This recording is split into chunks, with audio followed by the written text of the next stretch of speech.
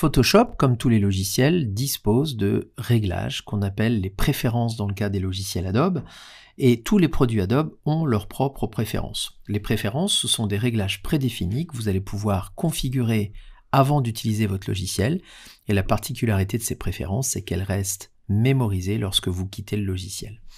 Alors il y a une petite précision que je dois vous donner concernant la position de ces préférences. Si vous utilisez un PC, les préférences se trouvent dans le menu Édition, tout en bas du panneau. Attention aux écrans de portable, qui par définition sont un peu plus petits que les écrans d'ordinateur de bureau, et pour le coup, vous pourriez avoir un menu Préférences qui se situe un petit peu en bas dans la partie cachée de votre écran, donc prudence.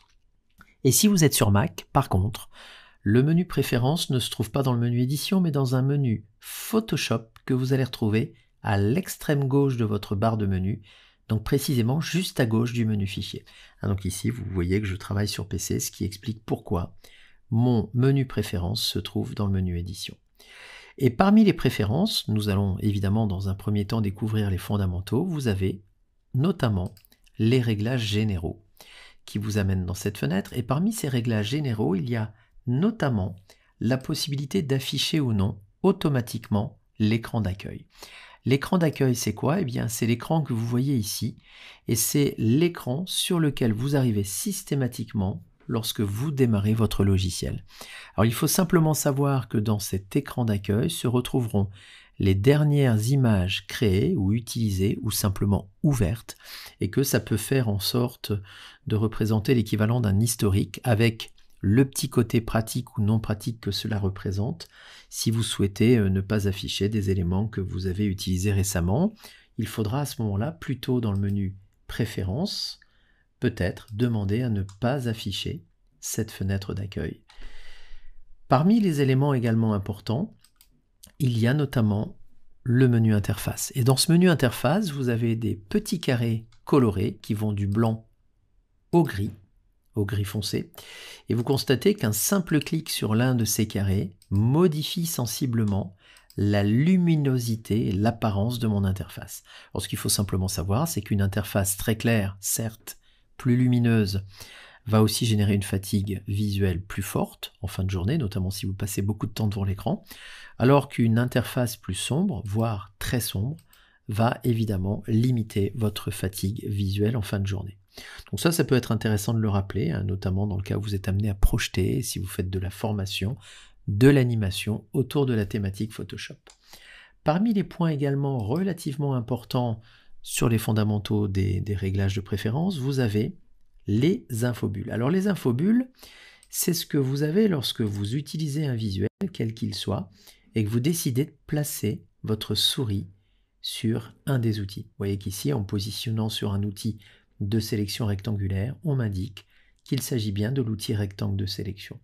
Donc c'est important de le rappeler parce que, notamment au début, quand vous allez un petit peu découvrir, et vous allez voir qu'il y a beaucoup d'outils et de menus dans Photoshop, eh bien ça peut être intéressant d'avoir une petite aide ponctuelle qui vous rappelle que cet outil, c'est l'outil de déplacement, que cet outil, c'est l'outil image, et ainsi de suite.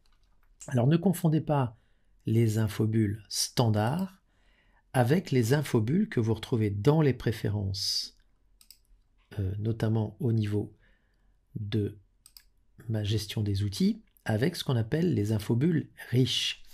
Alors les infobulles riches, moi je vous déconseille très honnêtement, mais attention, dans tout ce que je dirais, il y a toujours des points de vue personnels, notamment des points de vue qui me sont propres, et sachez que ça n'est que mon avis. Personnellement, je trouve que les infobulles riches, même si a priori elles vous donnent des infos utiles sur l'utilisation d'un outil, eh bien ces infos vont souvent cacher un certain nombre d'éléments importants dans la barre d'outils. Ça, c'est mon premier sentiment.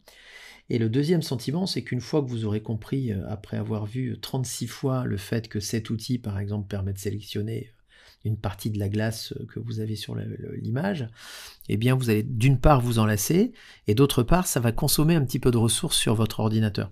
Donc je serais assez tenté de vous dire que pourquoi pas activer les infobulles riches au début, lorsque vous êtes vraiment dans la phase d'apprentissage du logiciel, parce que ça peut vous aider, mais une fois que vous êtes un petit peu plus à l'aise avec les outils, je vous déconseille de garder cette option qui consomme de la ressource et qui devient finalement assez lassante. Voilà, ça c'est important de rappeler que les infobules, oui, les infobules riches, pas forcément, et il est important de pouvoir comprendre l'intérêt de cocher ou de décocher ces options.